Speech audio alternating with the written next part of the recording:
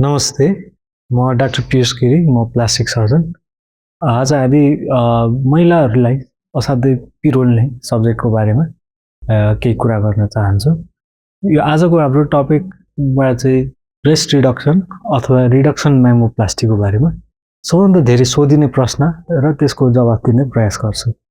Breast reduction भनेको के हो? ब्रेस्ट रिडक्सनलाई मेडिकल टर्ममा रिडक्सन म्यामोप्लास्टी पनि भनिन्छ। यो चाहिँ धेरैसो महिला मान्छेहरूमा स्तनको साइज धेरै ठुलो भएको भएर समस्याहरू आउनेलाई चाहिँ हल गर्नलाई एउटा सर्जरीको पद्धति हो। यसले चाहिँ सर्जरी गरेर स्तनको साइज घटाउनेलाई चाहिँ ब्रेस्ट रिडक्सन भनिन्छ। अब कस्तो अवस्थामा चाहिँ ब्रेस्ट रिडक्सन गर्न व्यक्तिलाई चाहिँ फाइदा हुन्छ भने यसले गर्दाखेरि ब्रेस्ट साइज बढी भएको भएर चाहिँ समस्याहरू आउने, घाँटी दुख्ने, ढाड दुख्ने, कुमहरू दुख्ने समस्याहरू पनि एकदमै कमन हुन्छ भने दिनभरि ब्राहरू लगाउँदाखेरि त्यो ब्राको स्ट्रापहरूले चाहिँ यहाँ डाम बस्ने, खाल्टोहरू बस्ने त्यो एउटा समस्या भयो। अर्को चाहिँ स्तनको साइजले गर्दाखेरि पेट र स्तनको बिचमा चाहिँ छालाको इन्फेक्सन भइराख्ने, फङ्गल इन्फेक्सन हुने, रातो हुने, चिलाउने र स्किन केयर गर्नलाई पनि गाह्रो हुने हुन्छ। अर्को चाहिँ सेल्फ कन्फिडेन्स पनि केही हदसम्म यसले असर गरेको हुन्छ। सेल्फ कन्फिडेन्स पनि कम छ भने यो सर्जरीले डेफिनेटली हेल्प गर्ने चाहिँ हुन्छ। अर्को यसले स्तनको साइज ठुलो भएको भएर आफूलाई मन लागेको लुगाहरू लगाउनलाई पनि अप्ठ्यारो हुने। अर्को रेगुलर कामहरू गर्दाखेरि अथवा मानौँ एक्सर्साइजहरू गर्नलाई र आउटडोर एक्टिभिटिजहरूमा गर्दाखेरि पनि अप्ठ्यारो हुने अवस्थामा चाहिँ यो ब्रेस्ट रिडक्सन सर्जरी चाहिँ धेरै हेल्पफुल हुने गर्दछ। अब ब्रेस्ट रिडक्सन सर्जरी कसरी गरिन्छ? यसमा चाहिँ हामीले सर्जरी गरेर गर्दाखेरि चाहिँ धेरै साइजहरू चाहिँ घटाउन सक्छौँ।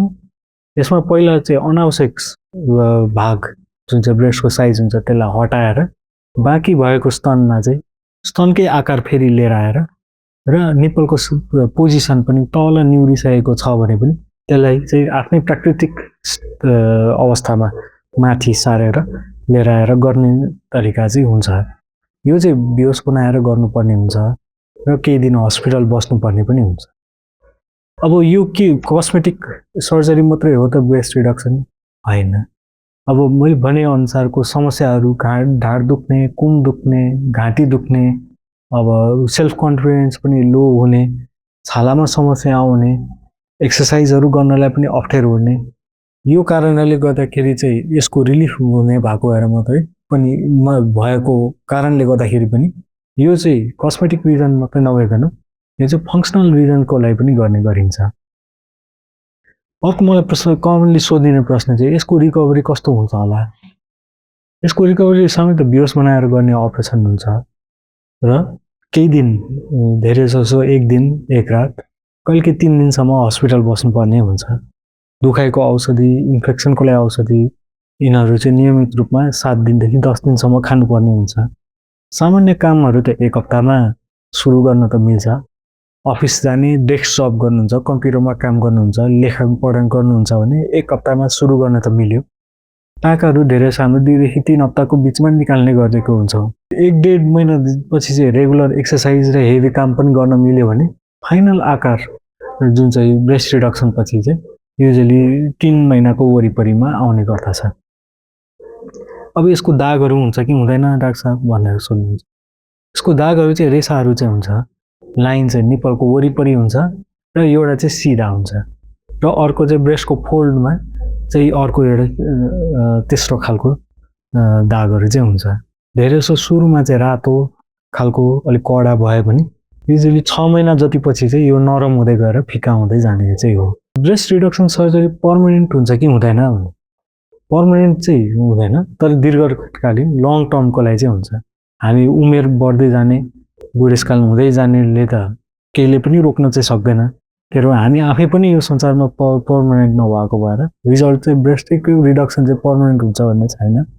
तर हामीलाई उमेरको यसको असर चाहिँ ब्रेस्टमा पनि पछि देखिँदै चाहिँ जाँदै चाहिँ गर्छ। अब यसले गर्दाखेरि पछि साइड इफेक्टहरू के हुन्छ कि हुँदैन भनेर सोध्नुहुन्छ। ब्रेस्ट सर्जरीको आफ्नै कम्प्लिकेसनहरू छन्।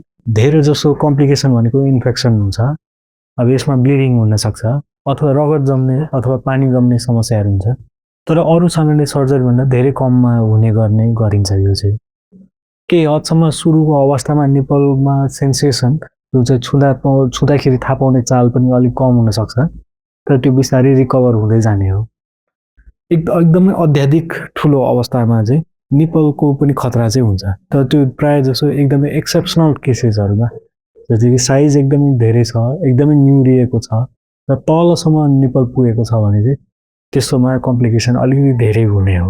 सबभन्दा कमनली सोध्ने क्वेसनहरूमध्ये मैले आन्सर त गरेँ। यसबाहेक अरू कुनै प्रश्नहरू छ भने तपाईँको प्रश्नको लागि जवाब दिन जहिले पनि तयार छु। आजलाई धन्यवाद। See you.